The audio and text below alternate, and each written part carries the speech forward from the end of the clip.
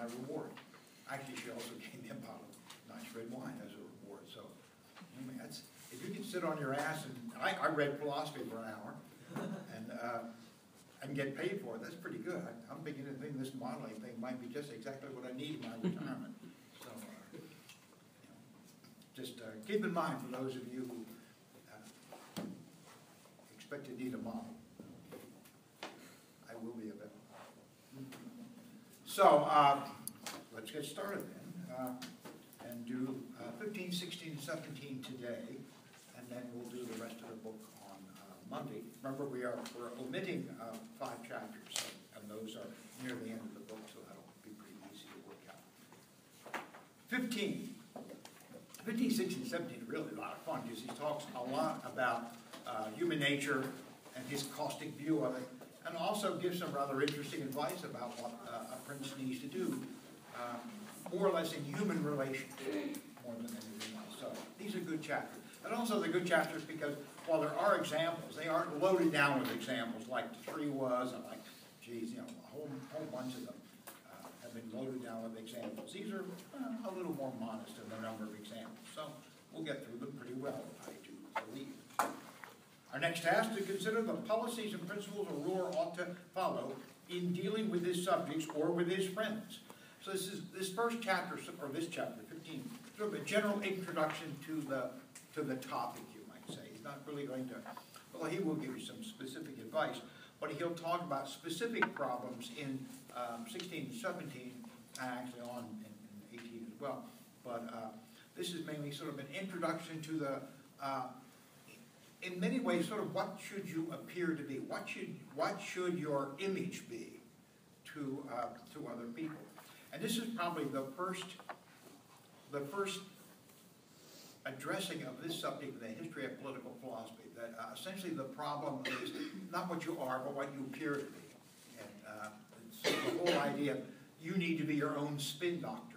I mean, probably in the history of political philosophy, this is the first time anyone just straightforwardly said, it doesn't really matter as much as what you do, as much as what people think you do, or what people think you are.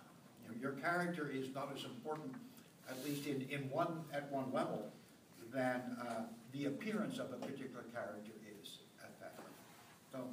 So to me, it's a fun section of the book. Actually, it is the most fun section of the book. And so, one thing, he starts off there, as we move right on to page 48, he says, one of the mistakes people in the past have made in dealing with it have always been dealing with ideals. Ideal countries, ideal republics, and also ideal people, ideal views of human nature, and ideal views of what a prince should be. All of this idealism, he says, it makes him gag. And so he says, one thing you're not going to get from me is idealism. You're going to get from me, as best I can, a realistic view of what human nature is like, about what you ought to do, and how you ought to be able to manipulate human nature so as you will have a good and long and peaceful reign. He, at about 8 lines down there on 48, for many authors have constructed imaginary republics and principalities that have never existed in practice and never could. He is sort of taking maybe a little swipe at Plato and maybe even Augustine there. But anyone who develops a political philosophy based upon ideals, he says, is doomed to failure. And if you follow them in real life, you're going to be doomed to failure too. So, and your failure would be real, because your heart's stopping as blood gushes from your body. That doesn't really happen in the ideal world, so he needs to warn you about that. For the gap between how people actually behave and how they ought to behave is so great that anyone who ignores everyday reality in order to live up to an ideal will soon discover he has been taught how to destroy himself, not to preserve himself. Because, as he says, if you think you ought to follow what an ideal leader should do, then you will be an ideal corpse, or some kind of a corpse, because it won't happen. For anyone who wants to act the part of a good man in all circumstances will bring about his own ruin. For those he has to deal with will not all be good. Now, we need to distinguish, and he doesn't do it here, but I think he alludes to it enough. We need to distinguish between, what I talked about the first day, about, you might say, the two moral worlds that I think he is alluding to. When he talks about people being good, he means sort of good in, let's say, at the individual level, that what most people think of as good. Judeo-Christian morality, turn the other cheek, the golden rule, that kind of stuff. That, he says, that's sort of what he is talking about as good.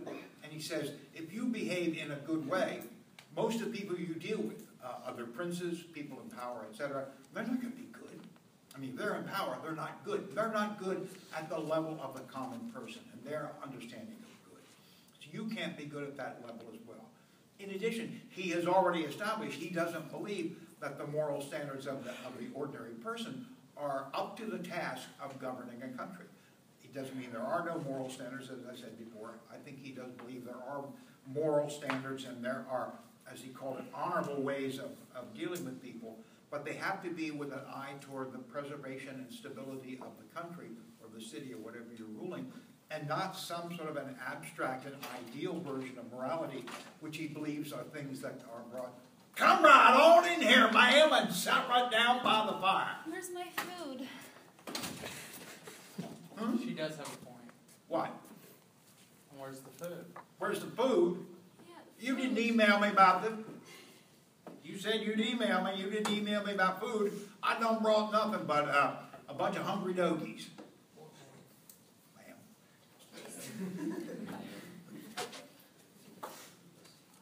So let's get back on here to the saddle. Okay, I'll quit that.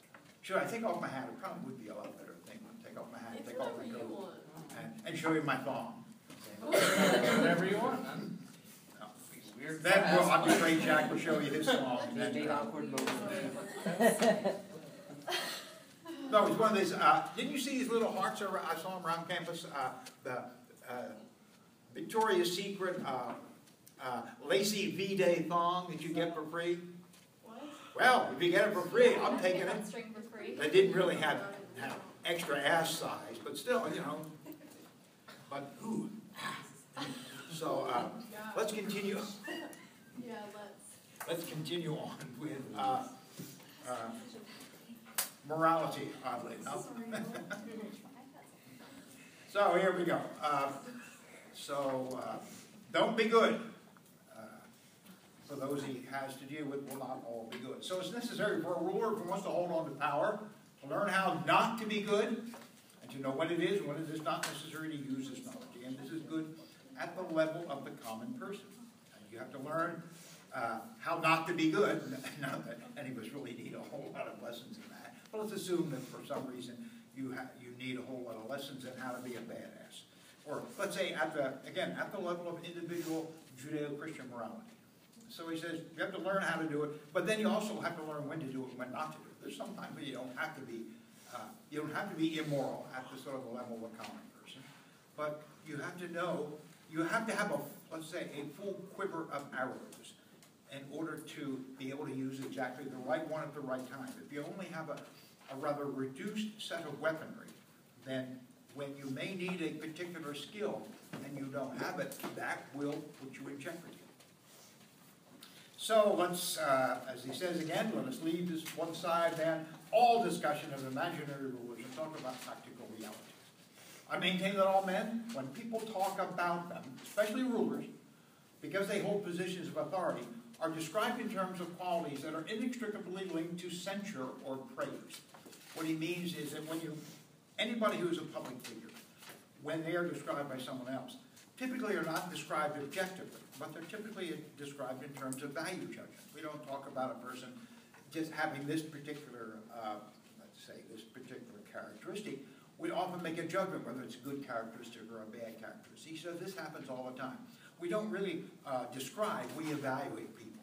And particularly people in power, people that either have power over us or people who are prominent and maybe have prominent flaws in their character.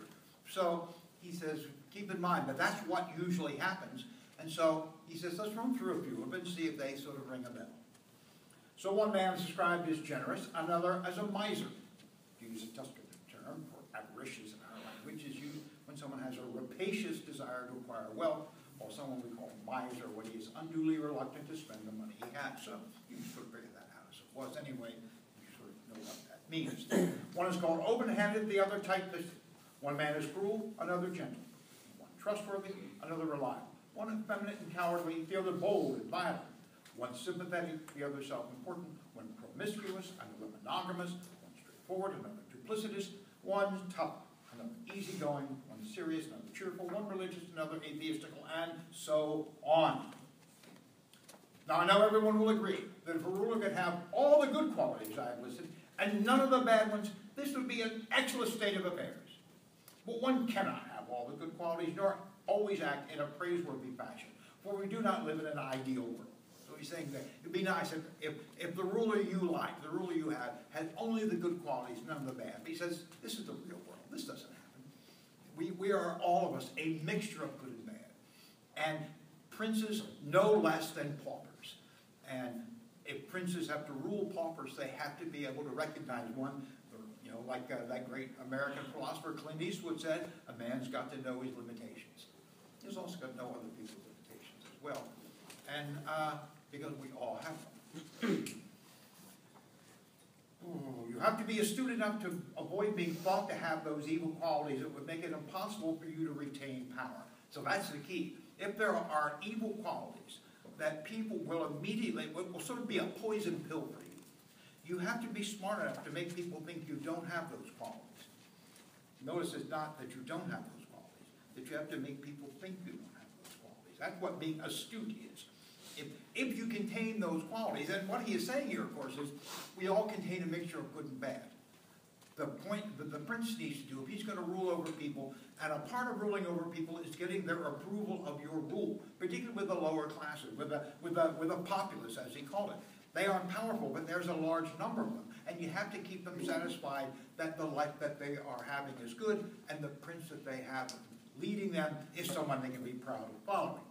So, if they find out you have certain kinds of evil qualities, then that may diminish your esteem, or the esteem with which they hold you.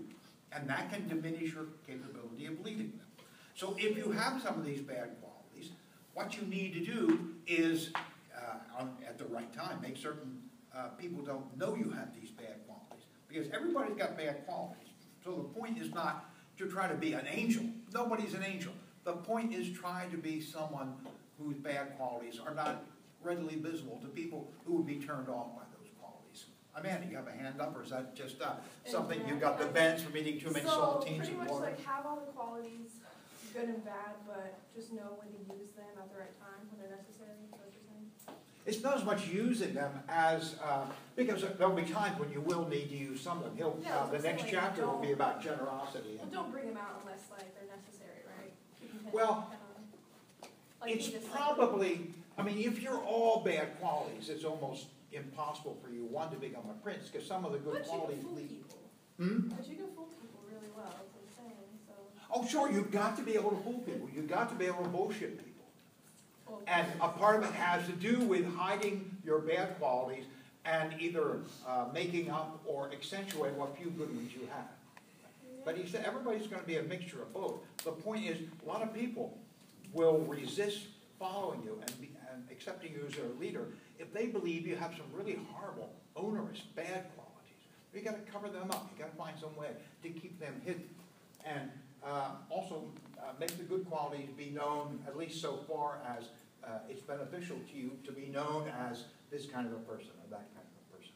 And he will have a lot of good advice. This is just sort of the opening salvo to about 3 or 4 chapters in which he will talk about specific qualities, why they're good, why they're bad, what you need to do. And a lot of it is just covering up the bad and promoting the good.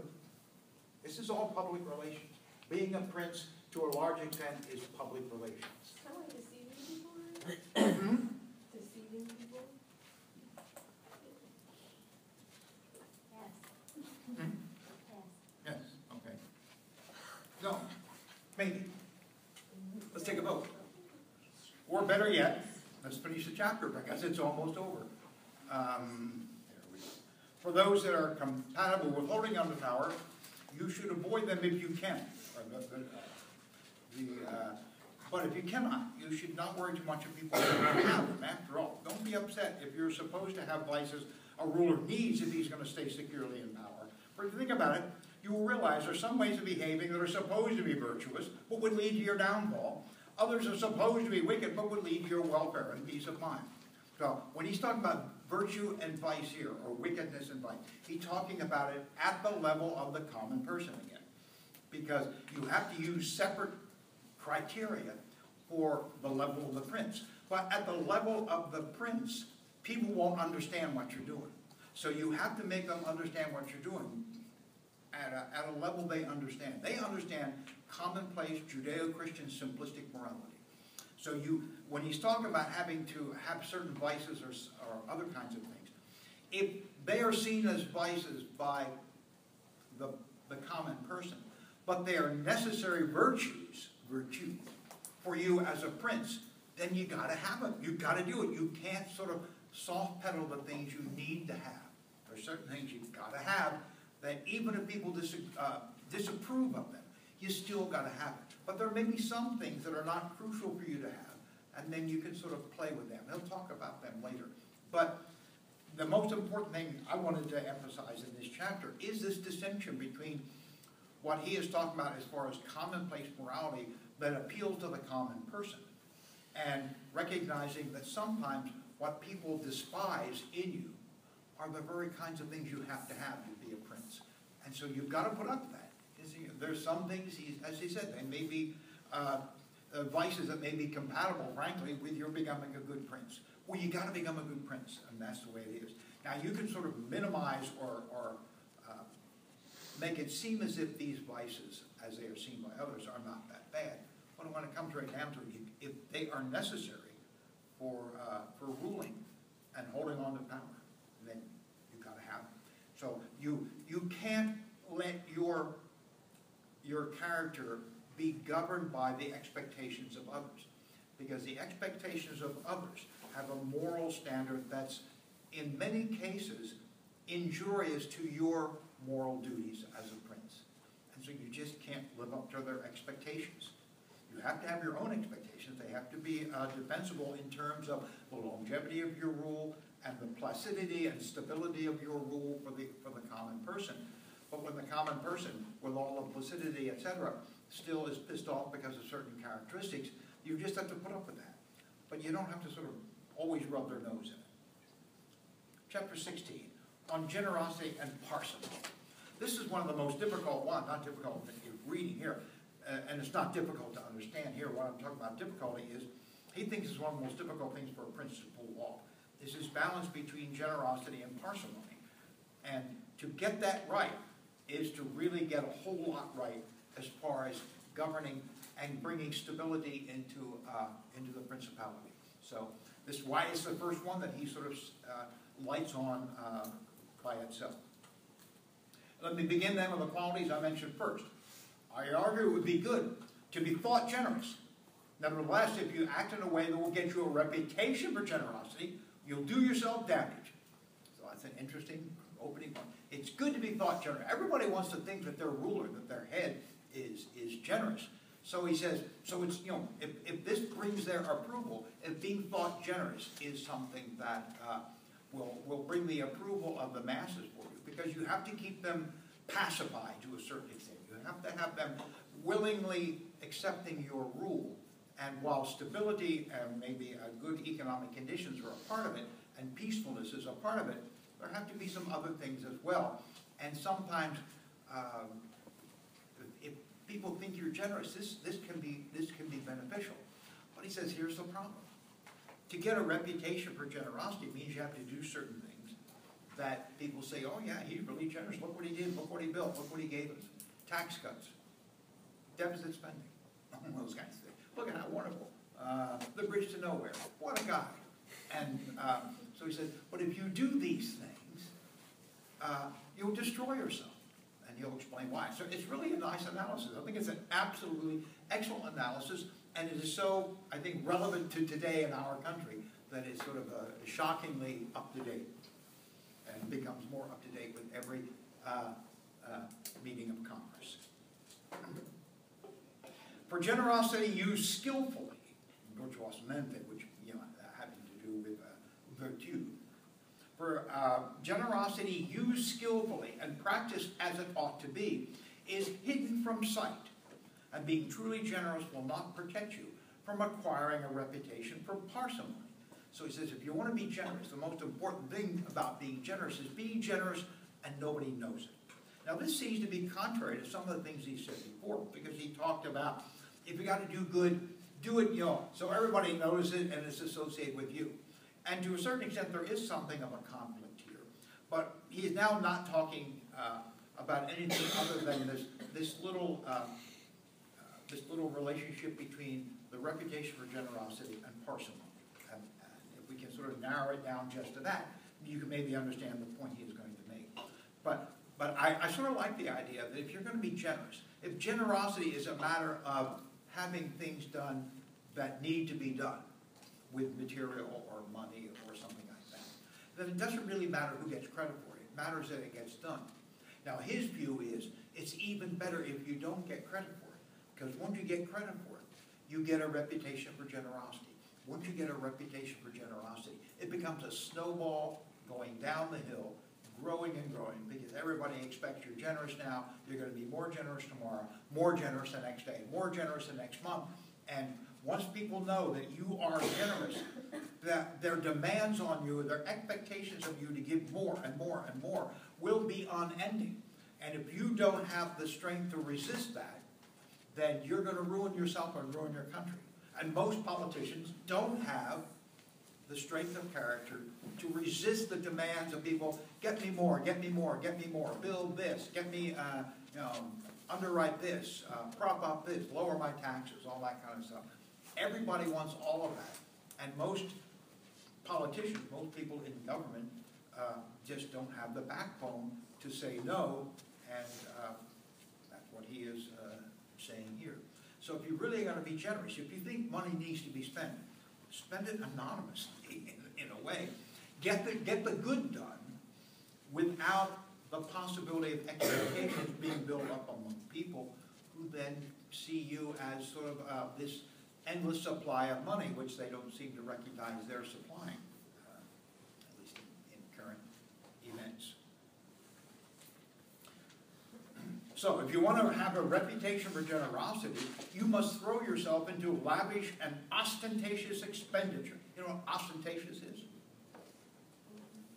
Oh, it's great. Sister city of Austin, Texas. Doing it so that people see you doing it.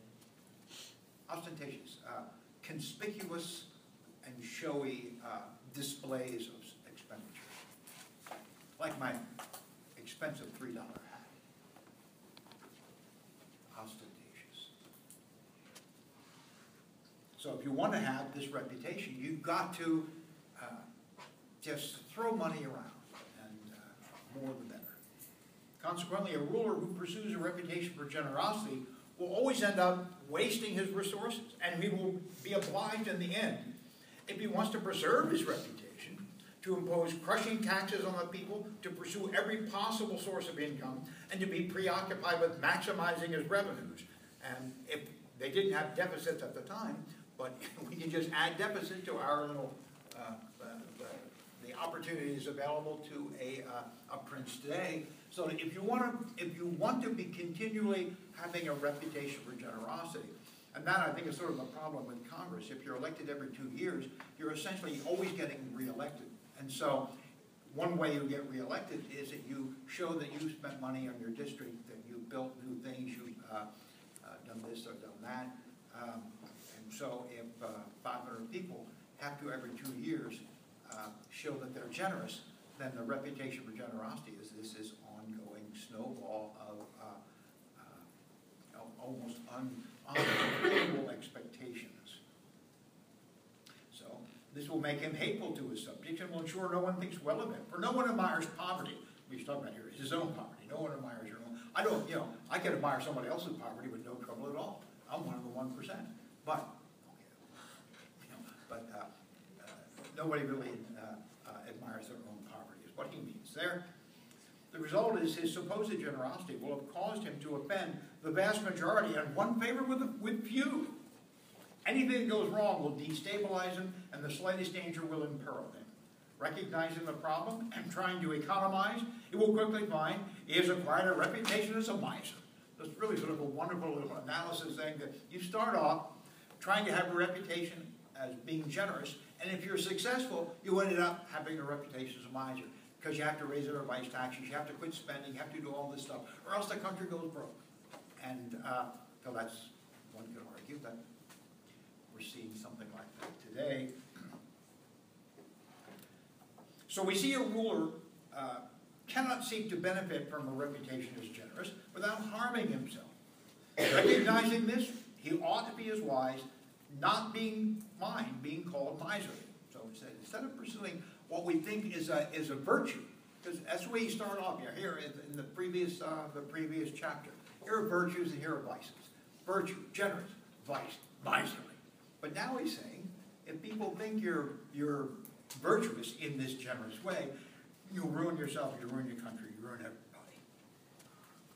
Well, what if you have a reputation of being a miser? Isn't this supposed to be undesirable? He says, not necessarily. And he has a neat sort of analysis here, I think. For as time goes by, he will thought of as being growing ever more generous. For people will recognize that as a result of this parsimony of his, he's able to live on his own income, maintain an adequate army, undertake new initiatives without imposing new taxes. Result will be, he will be thought to be generous towards all whose income he does not tax, which is almost everybody, and stingy toward those who miss out on handouts, which are only a few. And he talks about Pope Julius here is apparently, Orange Julius was also someone to emulate in this particular thing, where you don't mind being thought of as miserly, because you can accomplish a lot if you don't just get into the habit of setting expectations of generosity with your people, and then having to ever fulfill it at higher and higher and higher levels of demand. Start off with low expectations. Start off not having people think you're going to amount to much of anything. And if you have a plan of doing it and staying within your means, people will eventually admire you and feel as if you're a lot better, they're a lot better off by being led by someone like that than the alternative, which of course he has sort of laid out here in rather lurid terms. So a ruler should not care about being thought miserly, for it means he'll be able to avoid robbing his subjects. He'll be able to defend himself. He will not become poor and despicable, and he will not be forced to become rapacious. This is one of those vices that makes successful government possible. So it's a vice. People don't want to think that their prince is a cheap ass, but it's a vice that works. It works for the good of all. So what people think is a vice and what people think is a virtue are in some sense bass backward for the prince. The prince has to recognize that this is what people want, and if you give it to them, you ruin them, us, and yourself. And so don't listen to their ideas of what constitutes the right way to act. If you have a clear sense of what this country needs, what you need to be as a prince, then act in that way and recognize that a reputation, that if you pander to the masses to get a reputation from them that is consistent with what they think is good, you've screwed yourself completely, utterly, and eventually, if you're the prince and you're sort of in charge of everything, you screw them too. You gave them what they wanted, and you screwed them. I mean, and getting what they wanted was essentially what screwed them. So, and now we have a few objections here. They say, well, what about Caesar? Caesar gave it away like it was somebody else's, and I guess it was to a certain extent. And his point of view here is, you have to distinguish between people who are coming into power and people who already have power.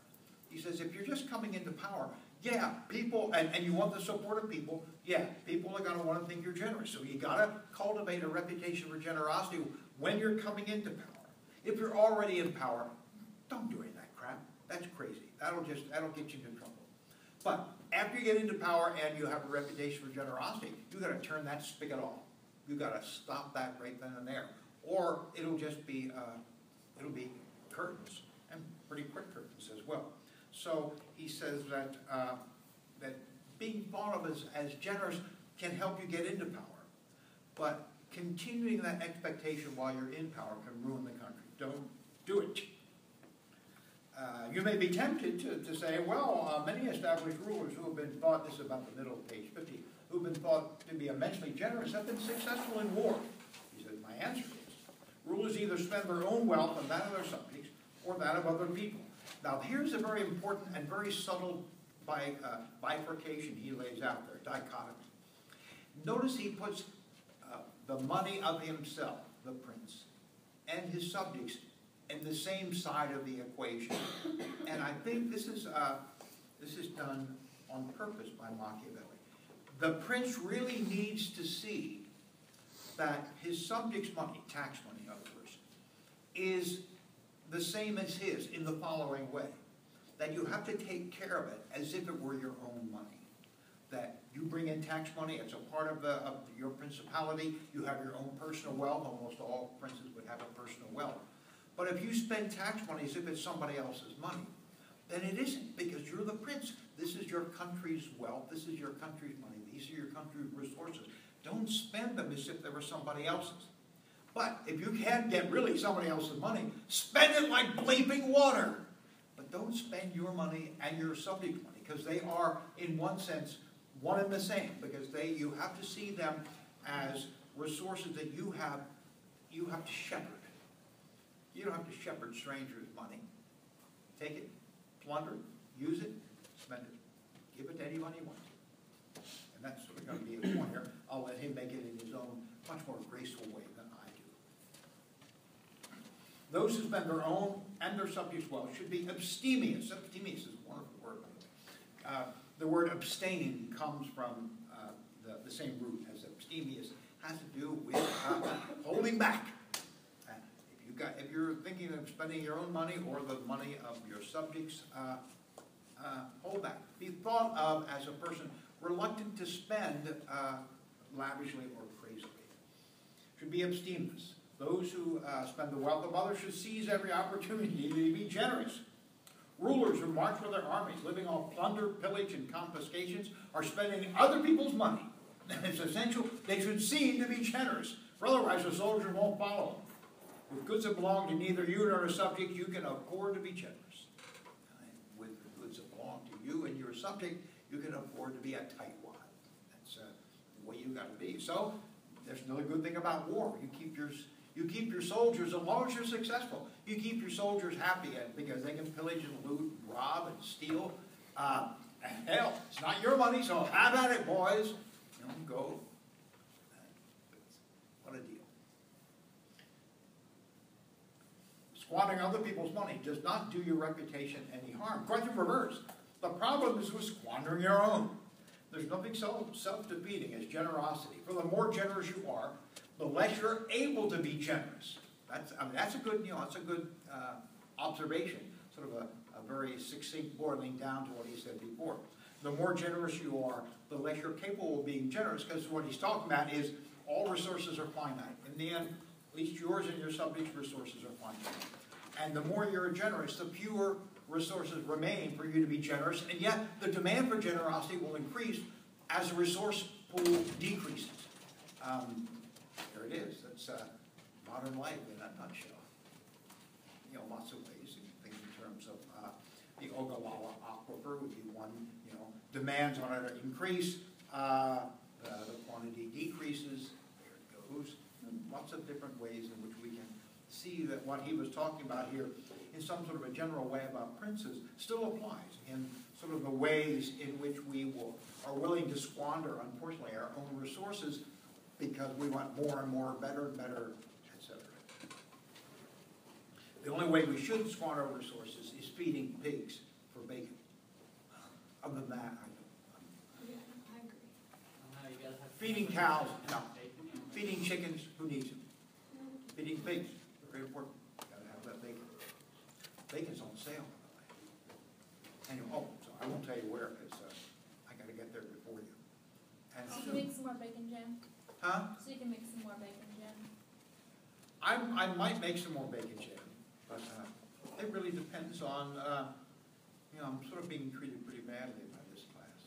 There are classes that are treating me well. We're still awake. And so, Most I of could us. make bacon jam. Most of us.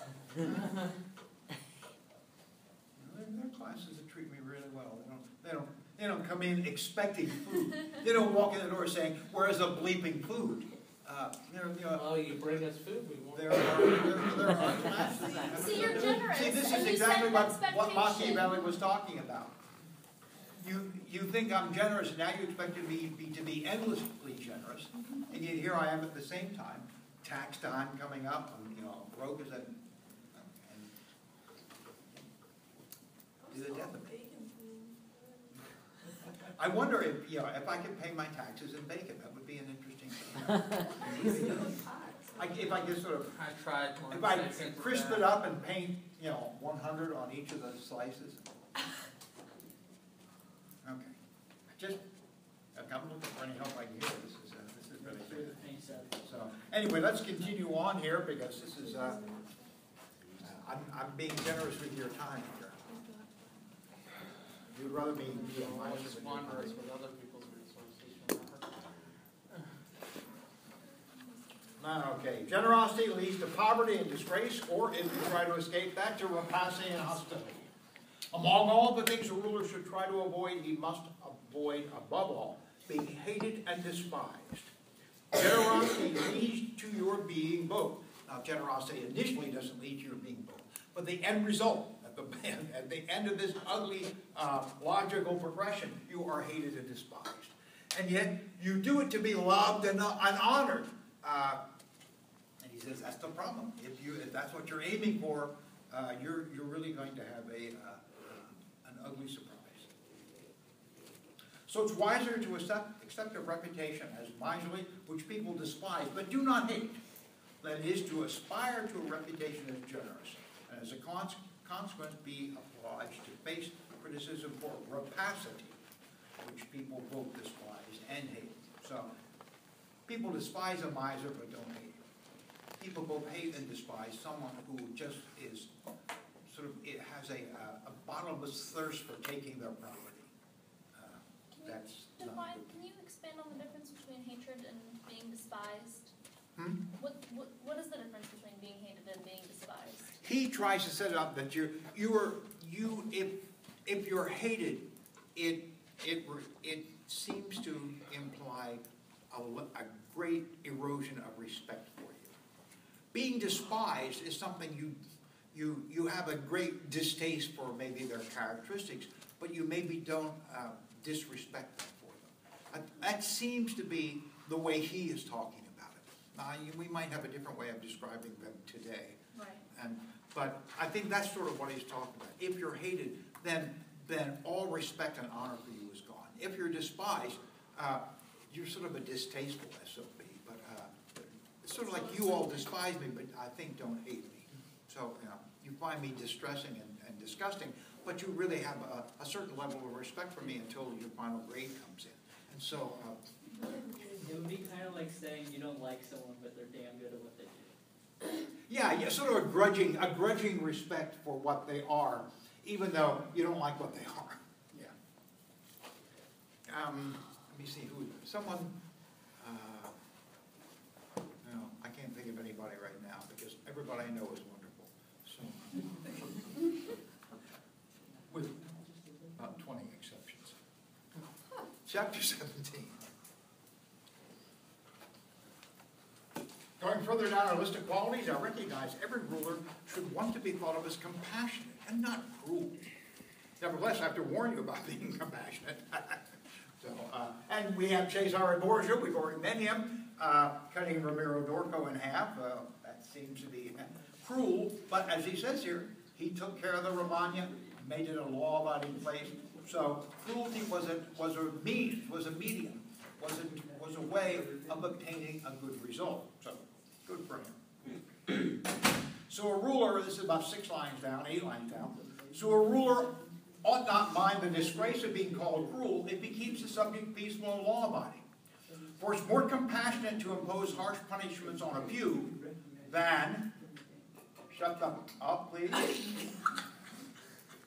It's, as he says here, for those of you who were listening, which is, I guess, none of you.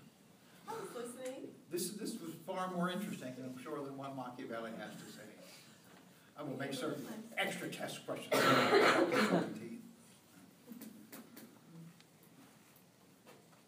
Sophia, you had your hand up for a reason. Was it to give a Nazi I was salute? listening. Huh? I was listening. You were trying to point out the fact that you were listening, you alone among everybody here in the room. Yeah. It was that corner. Yeah, okay, sure. Mhm. Remember what what Lyndon Johnson said? You have to know the difference between chicken salad and chicken shit. I think he did say it. What is the difference? What's the Right before he left office. What's the lip line? He said, I may not know much. In fact, he probably wore hatches like that. Maybe I can say it the way he said it. I may not know much, but I do know the difference between chicken salad and chicken shit. Oh, no, he liked Vietnam. I mean, Yeah, no, he didn't have any, and then that's sort of a rhinestone cowboy hat. I don't think he ever had one of those damn things. He probably had on, this is, a man who wears this has no self-respect. So let's go on to being cruel, shall we? Or compassionate. 8 lines down in this chapter, here we go. I'll repeat what I said before because of the din of what sounded like an aircraft taking off to sort of drown out my voice. We'll try it again this time. I'm sorry, you're only allowed to come in the door you went out. It's tricky, there's so many doors now. Thus saith the prince. So a ruler ought not mind the disgrace of being called cruel if he keeps his subjects peaceful and law-abiding. Remember, being peaceful and law-abiding is a part of, you might say, the creed of the prince. If this is what you can do, and it takes cruelty to do it, if the result is, this is what you get, it's a good result. And so don't mind using means that get that result if those are the best means to get the result. If he keeps his subjects peaceful and law-abiding. For it's more compassion to impose harsh punishments on a few out of excessive compassion than out of excessive compassion to allow disorder to spread, which leads to murders and looting. The whole community suffers if there are riots. Well, maintain order. One only has to execute 1 or 2 individuals. I mean, that makes a lot of sense. Like, those 2 in the corner, all I should have done is just sort of executed them. It would have been probably saving all of you much better. It would have been more compassionate in the long run. If I just let them drone on and talk and let the chaos spread throughout the room, then everything would have been bad. And then when you didn't pass the test, you would blame me. And so, I should have, it would have been cruel to kill them both.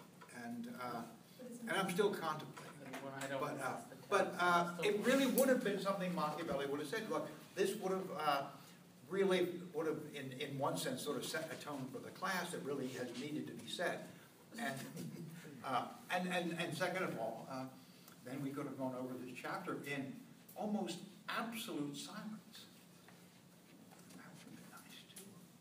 And not just the silence that Casey gives us, but there's other kinds of silence that is worthy of cultivating. All right. At the bottom of 51, moving on, and also 52. This leads to a question. This is in dispute. Isn't it better to be loved than feared, or vice versa? This is one of the most famous parts, maybe the most famous section of this whole book. Better to be loved than feared, or feared than loved? Which you? My reply is, one ought to be both loved and feared, but since it's difficult to accomplish both at the same time, I maintain it's much safer to be feared than loved, if you have to do without one of the two. So he said, it would be great to be loved and feared at the same time. But apparently, the kinds of actions you have to take to do one will essentially rule out the other.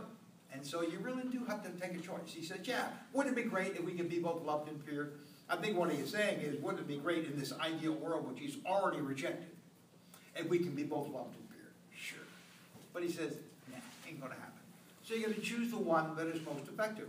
And he says, love is not effective in ruling, but fear is. So he can show us why. He will, of course, do that.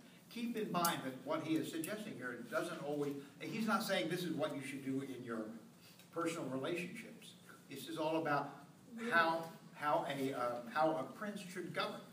And his relationship to the population should be one of fear. He's not saying that in your personal relationships you should make certain that your significant other fears you rather than loves you, because that will bind him or her to you. I know that some people seem to think that is the way to do it, but I don't believe that is what he is suggesting, and I don't think anyone should suggest that. So I wanted to keep that. That subject came up a couple semesters ago, and time to head it off now before it comes up again. But this is not about that.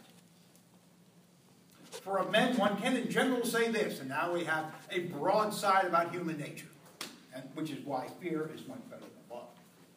That they are ungrateful, fickle, deceptive, and deceiving, avoiders of danger, eager to gain. So long as you serve their interests, they're devoted to you. They promise you their blood, their possessions, their lives, and their children, as I said before. So long as you seem to have no need of them. But as soon as you need help, they turn against you. Any ruler who relies on their promises and makes no other preparations will be destroyed. And promises, sort of things like protestations of love, would be a kind of a promise that would be something you might say, well, my subject love me. I know they'll be with me when things go wrong. For you will find that those who support you who do not rally to you because they admire your strength of character and nobility of soul, these are people you pay for, but they are never yours, and in the end you cannot get the benefit of your investment. So that's and you buy love, and that's it. I think his view. His view is, at least in the political landscape, love is something you buy with gifts or generosity or things like that. And but these, you make that investment. But when you really need to collect, when things are tough and you need people behind you, you'll never collect it. You pay for you rent them, but you never really get to use them for what you paid. Men are less nervous of offending someone who makes himself lovable than someone who makes himself frightening.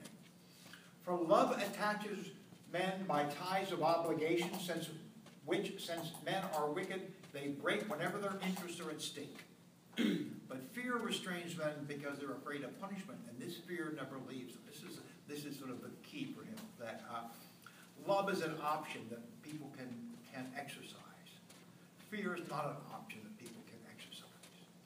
Love is an option they can say, oh, I don't think I love you anymore, Prince, or whatever you may be. Almost no one can say, if they feared once, I don't fear you anymore. It'd be nice if you could have that. But generally speaking, that's what he says. He says that love is something that people tie themselves to you by their own free will, and they can equally with their own free will untie themselves. But fear is what you use to tie them to you. That is a secure knot that cannot be broken or cut. That's his view. So he says, if a part of what will happen in the future, as inevitably happens with Edward Prince, is you need the support of people who have been behind you or in your world. You can't get it because you're lovable. You can get it because you're fearsome. So it's a good idea. Still, a ruler should make himself feared in such a way that if he does not inspire love, at least he does not provoke hatred. For it's perfectly possible to be feared and not hated. Now he's going to make a distinction between them.